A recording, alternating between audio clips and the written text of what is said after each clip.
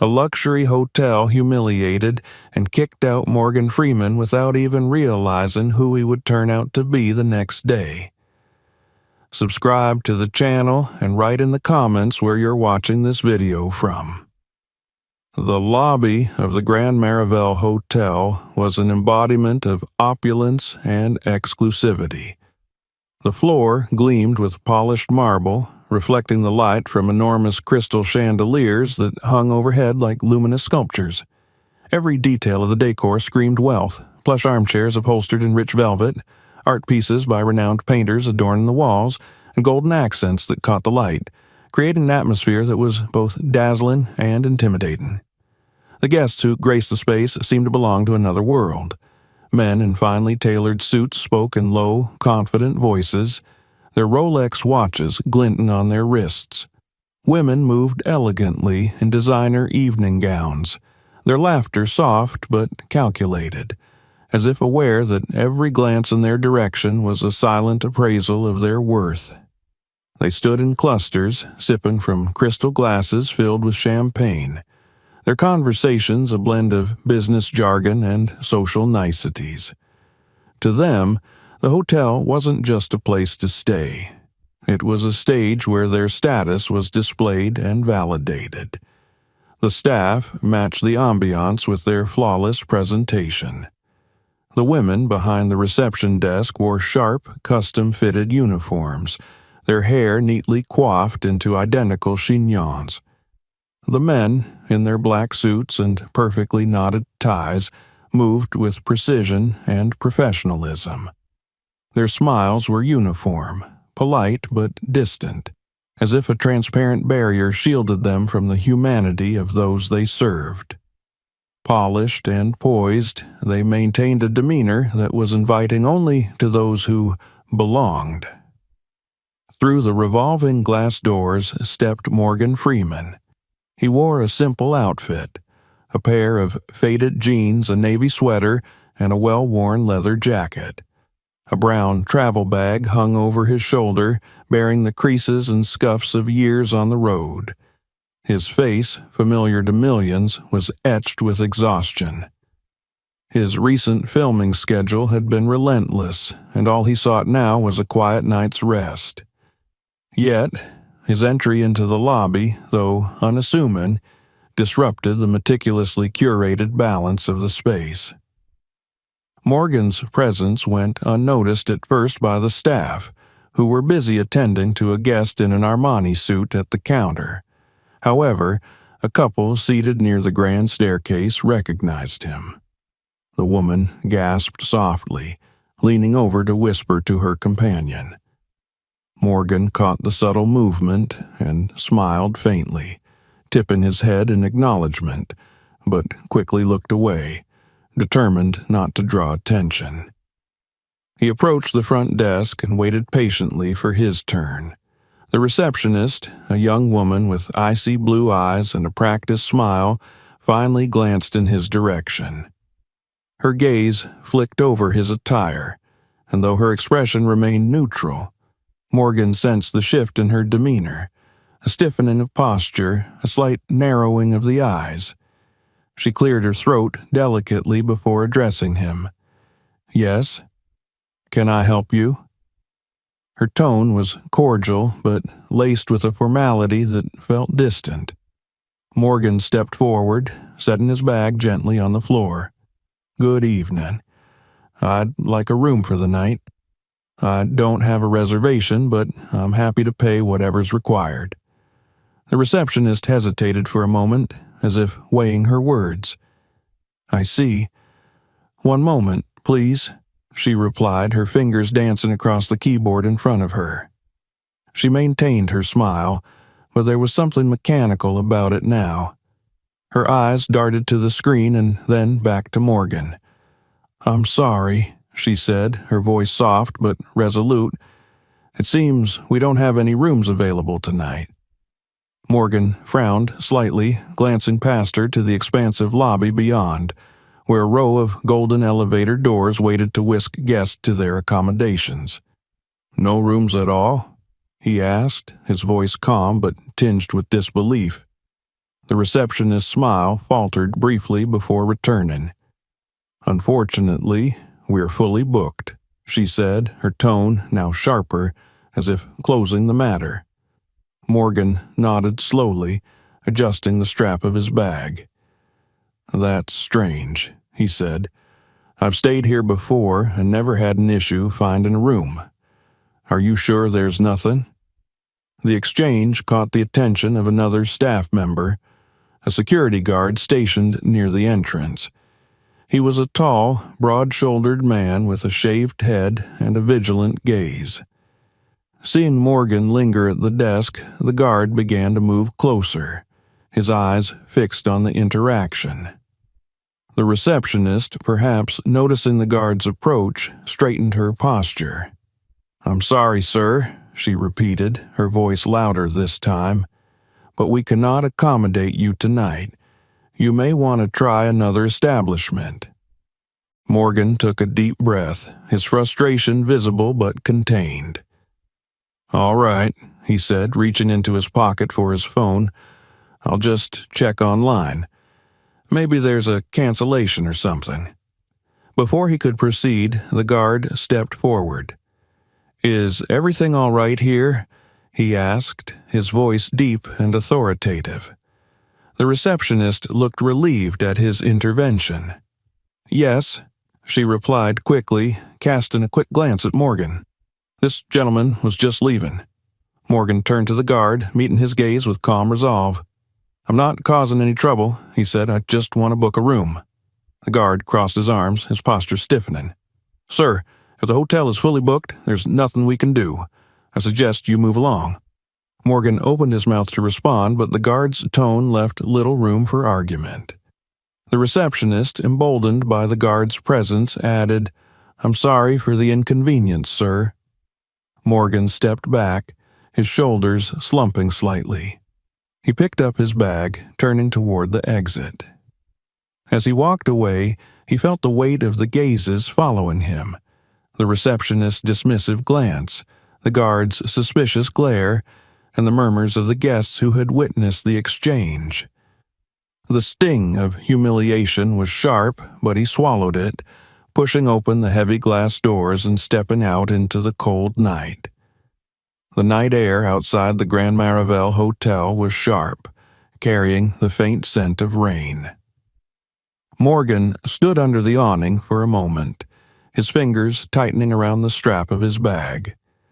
The polished glass of the hotel doors reflected his weary figure, but he barely glanced at it. Behind him, through the glass, the golden glow of the lobby seemed even more distant, a world he was no longer welcome in. He exhaled, letting the sting of rejection settle before stepping out onto the wet pavement. The street lights cast long, pale shadows, and the drizzle began to pick up, turning the city's lights into blurred smears of color. Morgan walked slowly, his footsteps echoing against the deserted sidewalks. Despite his exhaustion, his mind replayed the events inside the hotel. The receptionist's condescending tone, the guard's authoritative stance, and the cold dismissal all lingered like an ache in his chest. It wasn't the first time he had faced such treatment, but it hit harder now, perhaps because he had let his guard down, assuming that at this stage in his life he had earned immunity from these indignities. His fingers hovered over his phone, contemplating calling his assistant to book another hotel, but pride held him back. He didn't want this to turn into a spectacle. Instead, he kept walking, letting the rhythm of his steps drown out the voice in his head that kept asking, "Why didn't I fight back?" By the time he circled back to the hotel, the drizzle had turned into a steady downpour. He stood across the street, watching as guests arrived in sleek cars, their drivers holding umbrellas to shield them from the rain. Morgan lingered there, half hidden by the shadow of a street lamp. He didn't notice the two figures stepping out of the hotel until one of them called out, "Hey, you again?" Morgan turned slowly. It was the security guard from earlier, now joined by another, younger man with a more aggressive demeanor. They crossed the street toward him, their steps purposeful. "You need to move along," the older guard said, his voice carrying over the rain. Morgan squared his shoulders. "I'm not causing any trouble. Didn't you hear him?" The younger guard interrupted, stepping closer. "You're loitering. People are starting to notice." Morgan's patience frayed. "People are noticing because you're making a scene," he replied evenly. The younger guard snorted. "Don't get smart with me." Morgan met his gaze. "I've done nothing wrong. I'm standing here minding my own business." The older guard reached for Morgan's arm, and Morgan instinctively stepped back. "Sir, I'm asking you to leave the premises," the guard said, his tone sharper now. "And I'm asking you to stop treating me like a criminal," Morgan shot back. The younger guard grabbed Morgan's bag, pulling it roughly. "We don't have time for this." Morgan yanked his bag free, his voice rising. "Don't touch me." By now, a few passers-by had slowed, glancing curiously at the scene. The older guard noticed and lowered his voice, but his tone remained firm. "Sir, if you don't leave, we'll have no choice but to call the police." Morgan took a step back, his hands raised in frustration. "Fine, I'm leaving." But the younger guard wasn't done. "You better," he muttered. Then, just loud enough for Morgan to hear, he added, "Should have known better than to let someone like you hang around." Morgan froze. The words hung in the air, heavier than the rain. He turned slowly, locking eyes with the guard. "Someone like me?" The younger man smirked. "You heard me." Morgan felt the heat rise in his chest, but he bit down the anger, unwilling to let the moment escalate further. Instead, he shook his head, turned, and walked away. Behind him, he heard the guards muttering to each other, their voices dissolving into the rain. The night stretched on. Morgan wandered through the streets, his clothes damp and his spirit heavier with each passing hour. He eventually found himself at a small park where he collapsed onto a bench beneath a flickering street lamp. The rain had slowed, but the chill remained, seeping into his bones. He pulled his jacket tighter, leaning back against the bench. Memories surfaced unbidden, moments from his childhood, from his early career, from times when he'd faced similar walls. He had always pushed through, always kept his composure, but tonight the weight of it all felt unbearable. He took out his phone, his thumb hovering over the contacts list. His assistant's name was there, just a tap away. He could fix this. One call, and the hotel would be issuing apologies by morning. But something inside him resisted. He had fought too long and too hard to still be dealing with this. And now, instead of anger, there was a deeper resolve. He scrolled past his assistant's number and instead called his attorney. The phone rang twice before a groggy voice answered. "Morgan, it's late. I need you to look into something for me," Morgan said, his voice steady despite the storm inside him. "The Grand Marivel Hotel. Who owns it?" There was a pause. "Why? What happened?" Morgan glanced up at the darkened sky. "I just need the information, and quickly." By dawn, the rain had stopped, and Morgan was still on the bench, his jacket soaked through, but his mind was clear now. He had made his decision. He wouldn't just walk away this time. The first streaks of dawn stretched across the horizon, bathing the empty streets in pale light. Morgan sat motionless on the damp bench, his fingers curled tightly around the strap of his bag. The city was beginning to stir. Early risers shuffled past, some offering curious glances, others hurrying by without a second look. He had spent the night under the dim glow of the flickering street lamp, its weak light barely warding off the chill. His thoughts had shifted as the hours dragged on.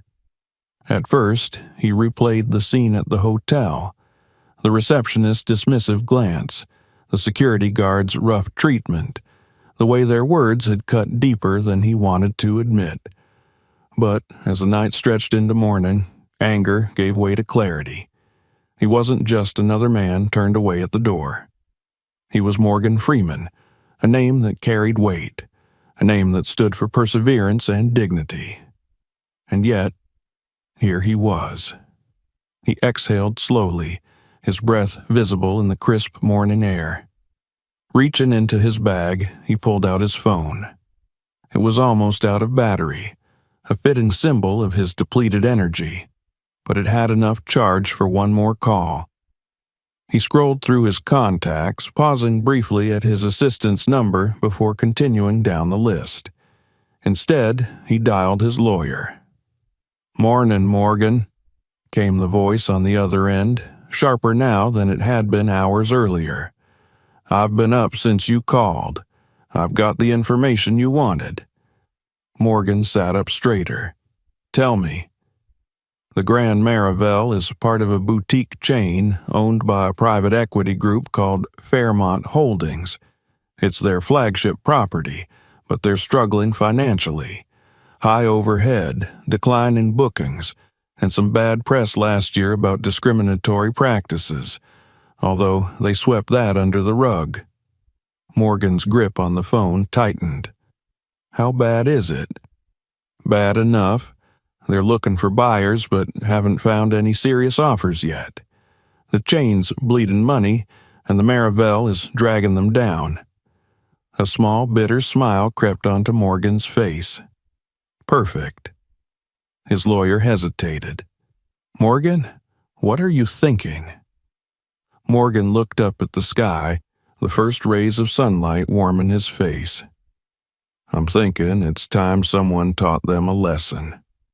Morgan spent the next few hours at a nearby cafe, sipping black coffee and drying his clothes under the heat of a hand dryer in the restroom. By the time he emerged, his determination had crystallized into a plan. He dialed another number, his financial advisor, and set the wheels in motion.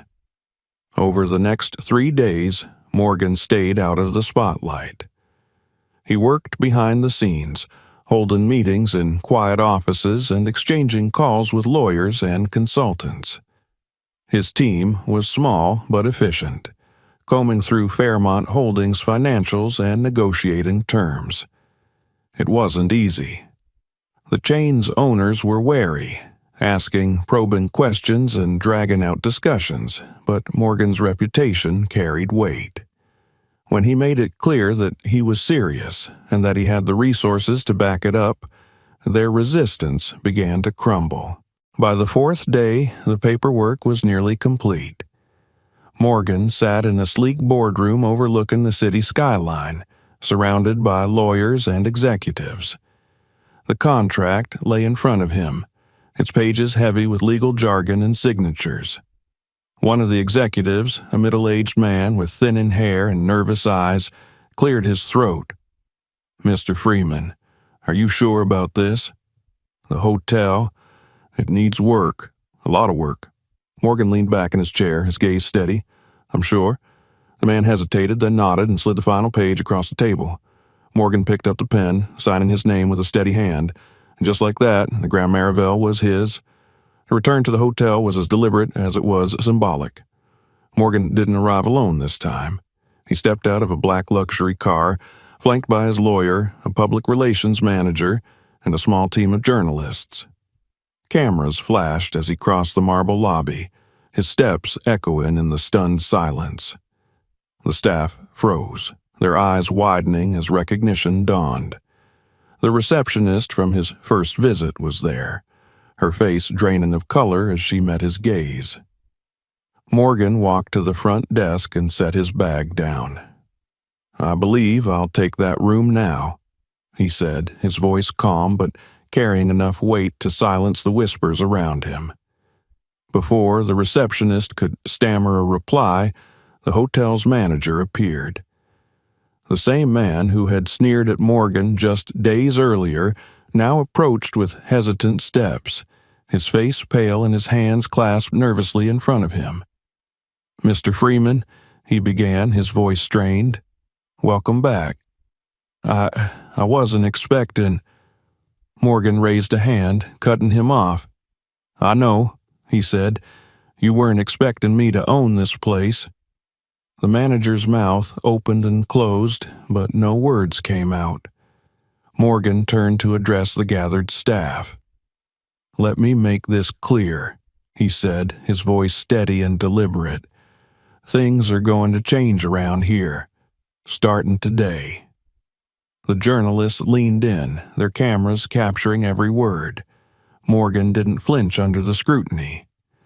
"Discrimination has no place in this hotel or anywhere else," he continued.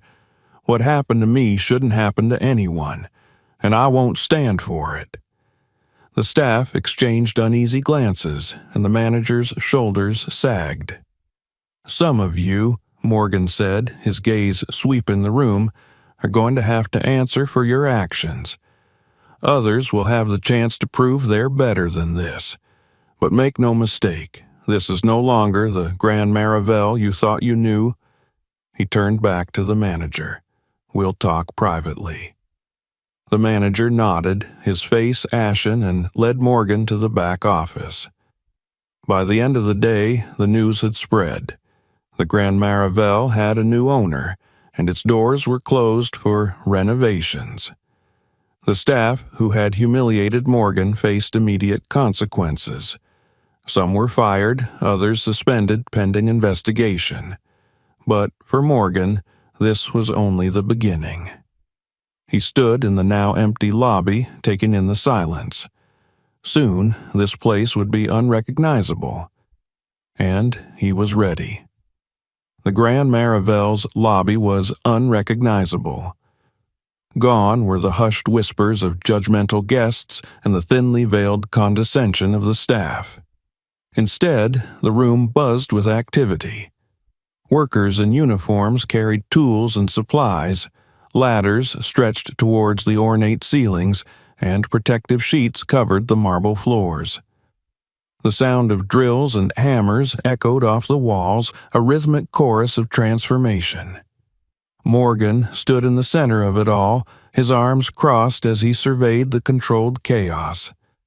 It had been less than 48 hours since he finalized the purchase, but the work had already begun. He didn't have time to waste. Every hour counted. The old staff had been dismissed or reassigned. Those who had shown genuine remorse were offered a chance to return after undergoing mandatory training in diversity and inclusion. But the others, those whose disdain had been palpable, were gone. Morgan's message had been clear. The new Grand Marival would not tolerate discrimination, not in policy, and not in practice. He turned as his lawyer approached, a stack of papers in hand. "Everything's on track," she said, handing him a summary of the day's progress. "The permits for remodeling are secured, and the HR team has already started screening applicants for the new staff. We should have interviews set up by next week." Morgan nodded, flipping through the documents.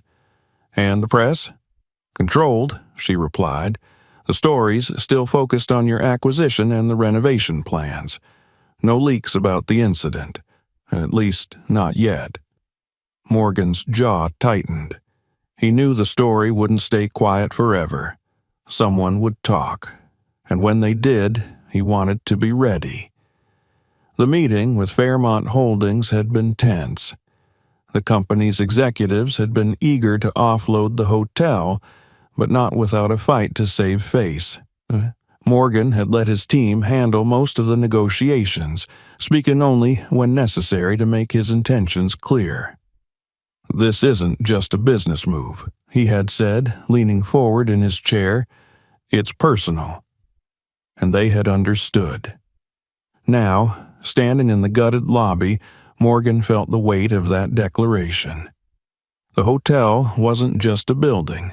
It was a symbol, one that had to be rebuilt from the ground up. He moved through the construction site, pausing to talk with the workers and check the progress. The chandeliers had been taken down for cleaning, and the gold accents were being stripped away. In their place, Morgan envisioned a space that was elegant yet welcoming, luxurious but unpretentious. His assistant caught up to him near the elevators. "The design team's ready for you," she said. Morgan followed her to a temporary office set up in one of the vacant meeting rooms. Blueprints covered the table, and designers stood ready with samples of fabrics, colors, and materials. Morgan listened as they presented their ideas. A warmer color palette, natural wood finishes, and softer lighting to replace the harsh brilliance of the original decor. He nodded along, occasionally asking questions or suggesting changes. When they finished, he leaned back in his chair. "This isn't just about aesthetics," he said. "It's about atmosphere. I want people to feel welcome the moment they walk through those doors. No more barriers, no more invisible lines dividing who belongs and who doesn't." The lead designer nodded, scribbling notes. "We'll make it happen." Later that evening, Morgan sat in the hotel's former manager's office. The room still bore traces of its old occupant, the leather chairs, the heavy oak desk, but it felt emptier now. Cleaner. He glanced at the files spread out before him. Resumes, disciplinary reports, and evaluations filled the folders. Each one told a story. Some were brief. A single incident, a lapse in judgment. Others revealed patterns of behavior that left little room for doubt. Morgan's lawyer entered the room, her expression unreadable. "Ready for the meeting?" He nodded. The staff gathered in the conference room, their faces a mixture of anxiety and defiance. Morgan took his time looking at each of them before speaking. "You all know why we're here," he began. "What happened last week wasn't just an isolated incident. It was a symptom of a bigger problem, a culture that allowed discrimination to thrive unchecked." A murmur rippled through the room, but Morgan pressed on. "That ends now." He paused, letting the words settle. "Some of you are here because you believe in change. Others are here because you're hoping to keep your jobs. Either way, you're going to be held accountable." He gestured to his lawyer, who began reading names. The first to go was the manager. Morgan watched as the man stood, his shoulders slumped and his face pale. "You had a chance to lead by example," Morgan said. "Instead, you encouraged the behavior that brought us here." The manager didn't argue. He simply nodded and left the room. The guards followed. Morgan addressed them directly. "You treated me like a threat instead of a guest. That wasn't just unprofessional. It was unacceptable." Their protests were brief but futile. They were escorted out, leaving the remaining staff visibly shaken. Morgan turned to the receptionist last. Her eyes were red and her hands trembled. I'm so sorry," she stammered. "I wasn't thinking. I didn't mean—" "You didn't mean to hurt anyone," Morgan interrupted, "but you did." She swallowed hard, tears spilling down her cheeks. "Please, give me another chance." Morgan studied her for a long moment before speaking. "You'll have to earn it," he said finally. "Mandatory training, regular evaluations, and no guarantees." She nodded quickly, relief washing over her face. The meeting ended with Morgan laying out the new policies: strict codes of conduct, mandatory sensitivity training, and zero tolerance for discrimination. He made it clear that the hotel would no longer cater to elitism, but would instead become a space for everyone. By the time the staff filed out, the tension had eased. Morgan stayed behind, staring out the window as the sun dipped below the horizon. This was only the beginning. The real work was still ahead. The newly remodeled conference room bore no resemblance to the sterile corporate space it had once been. Gone were the cold, gray walls and harsh fluorescent lights. Instead, warm tones and soft lighting created an environment that felt less like a boardroom and more like a gathering space. Morgan had insisted on the changes, details that might seem trivial to some, but signified something larger to him. This was no longer a place for intimidation and authority. It was a place for honesty and accountability. The long, polished table was surrounded by the remaining staff, their faces tense and uncertain. The previous chapter of their lives had been erased, swept away along with the outdated decor and toxic culture they had helped sustain. Now they faced the man who had exposed their failings and demanded change. Morgan stood at the head of the table, calm but commanding. He didn't raise his voice. He didn't need to. The room was silent as he began. "You've all had time to think about what happened," he said, his eyes scanning the room. "And I've had time to think about what needs to happen next." He let the words settle before continuing. This hotel wasn't just broken physically. It was broken morally. And that kind of damage doesn't get fixed with a new coat of paint or fancy furniture. A few heads dipped, but no one spoke. "The way I was treated when I walked through those doors wasn't just unprofessional. It was inhumane. But this isn't about me." Morgan's voice sharpened. "It's about what this place represented. It was a symbol of exclusion, of elitism, of people deciding who belongs and who doesn't. That's what we're changing." He paused, stepping back to let the tension build. But change doesn't happen without accountability, and accountability starts now. Morgan turned to his assistant, who opened a folder and began reading names. The first was the former manager, already dismissed but present as a symbolic gesture. He sat stiffly, his eyes fixed on the table. "Let's talk about leadership," Morgan said, directing his words at the man. "You had the power to set the tone in this hotel. Instead, you let prejudice take root. Worse, you encouraged it." The manager flinched but didn't argue. He knew there was nothing left to say. "You're no longer part of this organization," Morgan continued, "and you won't be welcome back." The words were final. The manager rose, gathered his belongings, and left without looking back. Next came the two security guards. Morgan faced them directly. "You had a choice that night. You could have treated me with respect, the way any guest deserves to be treated. Instead, you chose force and intimidation." One of the guards opened his mouth to protest, but Morgan cut him off. "You saw me as a threat because of the way I looked. Don't deny it. And I can't let that kind of thinking stay in this building." Both guards were dismissed. Morgan turned to the receptionist last. She sat rigid in her chair, her eyes already glassy with tears. "You're still here," Morgan said, his voice softer now. "And do you know why?" She shook her head, unable to speak.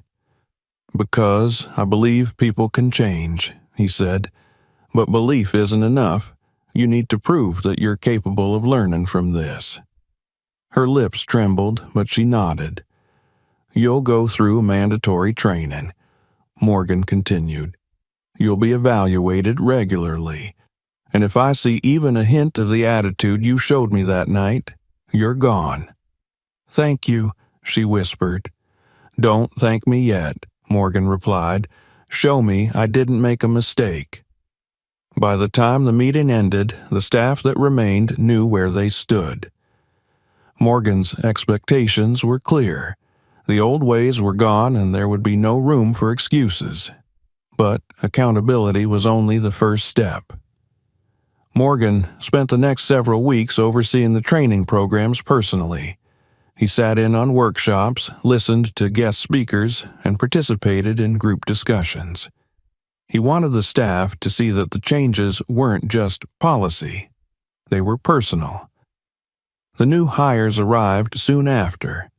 The recruitment process had been rigorous, with an emphasis on diversity and empathy. Morgan interviewed many of them himself, asking pointed questions about their values and experiences. He wanted people who understood what it meant to feel like an outsider, people who would treat every guest with respect, regardless of appearance or status. The transition wasn't easy. Some of the old staff struggled to adapt, while others embraced the change wholeheartedly. Morgan took note of both, quietly observing who was willing to grow and who wasn't. 1 month later, the hotel reopened under its new banner. The press was everywhere, eager to capture the transformation of the Grand Maravel into a symbol of inclusivity. Morgan stood in the remodeled lobby, greeting guests as they arrived. He made a point of shaking hands and exchanging pleasantries, ensuring that everyone who stepped through the doors felt welcome. The new staff mirrored his energy. They smiled warmly, assisted guests without hesitation, and moved with the confidence of people who knew they belonged. It wasn't just a hotel anymore. It was a statement. But the most powerful moment came later that evening when an elderly couple approached Morgan. They were black, dressed modestly but neatly, and they hesitated before speaking. "Mr. Freeman," the man said, his voice trembling, "we just wanted to thank you." Morgan frowned. "For what?" The woman smiled softly. "For giving us a place where we feel safe. We've spent our lives being turned away or treated like we didn't belong, but here, tonight, we feel like we do." Morgan's throat tightened. He reached out, shaking the man's hand firmly. "Thank you," he said. As the couple walked away, Morgan looked around the bustling lobby, his heart swelling with something he hadn't felt in years: hope. The morning sun streamed through the towering windows of the Grand Maravel's newly redesigned lobby. Its light danced across polished wood floors and soft, earth-toned furnishings, casting a warm glow over the space. The chandeliers had been replaced by sleek, modern fixtures that offered elegance without extravagance. Fresh flowers adorned the tables, and the scent of coffee and pastries filled the air, mingling with quiet laughter and conversations. Morgan stood near the reception desk, his gaze moving across the room. Guests of all backgrounds bustled through the lobby: families with children, elderly couples, business travelers, and honeymooners. The diversity of faces and voices was a stark contrast to the uniformity that had once dominated this space. It was no longer a fortress of privilege. It was alive. The transformation had not been easy. There had been sleepless nights, endless meetings, and more than a few moments of doubt. But now, as he watched guests being greeted with genuine smiles and attentive service, he knew it had all been worth it. Morgan adjusted his suit jacket and stepped forward as a journalist approached, microphone in hand. "Mr. Freeman," she began, "your purchase and transformation of the Grand Maravel have captured national attention. Can you tell us what inspired you to take on this project?" Morgan smiled faintly, folding his hands in front of him. "Inspiration?" he echoed. "It wasn't inspiration. It was experience. I walked through these doors not long ago and saw what too many people see every day: a wall. Not a physical wall, but one made of prejudice and exclusion. I couldn't let that stand." The journalist leaned in. "And what message do you hope this hotel sends now?" Morgan's gaze swept the room before he answered. "That everyone belongs. No exceptions." The cameras captured his words, and Morgan could feel their weight. It wasn't just a soundbite for the evening news, it was a promise. The grand reopening ceremony later that evening was both elegant and inclusive. Community leaders, activists, and local artists mingled with business executives and reporters. Live jazz music filled the space, and tables were laden with food prepared by a diverse team of chefs. Morgan took the stage midway through the night. As the music faded, the room quieted. "Welcome," he said, his voice steady but warm. "I want to thank each and every one of you for being here tonight. This isn't just a celebration of a new hotel. It's a celebration of what happens when we refuse to accept the status quo, when we demand better and commit to making it happen." Applause rippled through the room, but Morgan raised his hand for silence. "I won't pretend this was easy," he continued. "There were moments when I questioned whether it was even possible. But every time I doubted, I thought about the people who came through these doors and didn't feel welcome. People who were turned away, ignored, or made to feel less than. And I remembered that change doesn't happen unless we fight for it." The applause swelled again, louder this time. Morgan smiled. "This hotel stands as proof that we can do better, and we will." As the night wore on, Morgan slipped away from the crowd and stepped outside onto the terrace. The city lights stretched out before him, their glow reflecting off the river. He took a deep breath, letting the cool air ground him. Behind him, the glass doors opened, and he turned to see the elderly couple he had spoken with earlier. They approached slowly, the woman holding her husband's arm for support. "We didn't mean to interrupt," the man said, his voice low. Morgan shook his head. "You're not interrupting at all." The woman stepped closer. "We just wanted to thank you again. We've been coming to this city for years, but we never thought we'd feel comfortable in a place like this." Morgan's chest tightened. "You shouldn't have had to feel that way," the man nodded. "But we did, and now we don't.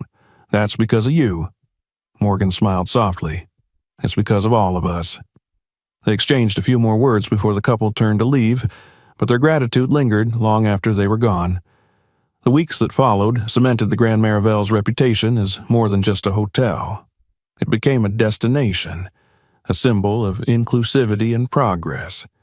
Reviews poured in, praising not only the design and service but also the values the hotel embodied. Morgan made a point to visit often, not as an owner overseeing operations but as a guest. He sat in the lounge, chatted with visitors, and took note of the small details that made people feel at home. One afternoon, he overheard a conversation between two young women at the cafe counter. "I heard the owner used to be treated badly here," one of them said. "Can you imagine? Someone like him?" The other shook her head. "He turned it around, though, and now it's one of the best places in the city." Morgan smiled to himself and sipped his coffee. On his final visit before leaving town, Morgan stood in the lobby once more. This time he wasn't looking for flaws to fix or staff to evaluate. He was simply taking it all in, the laughter, the smiles, the sense of belonging that filled the space. The receptionist, the same one who had once dismissed him, approached nervously. She had completed her training and had proven herself over the past few months, but Morgan could still see the shadow of doubt in her eyes. "Mr. Freeman," she said, "I just wanted to say thank you for giving me another chance." Morgan met her gaze. "You earned it," he said. "Just keep earning it." She nodded, her shoulders straightening as she returned to her post. Morgan turned to leave, pausing at the door to glance back one last time. The Grand Maravel was more than a hotel now. It was proof that change was possible, that respect and dignity could replace judgment and exclusion. Morgan stepped out into the street, his footsteps steady. The fight wasn't over, but this battle had been won. And for the first time in a long while, he felt at peace. If you like this story, don't forget to subscribe to the channel so you don't miss new stories. Share this video with your friends and family. Let this story inspire them too. Watch other videos on the channel for more exciting stories and unexpected twists and turns.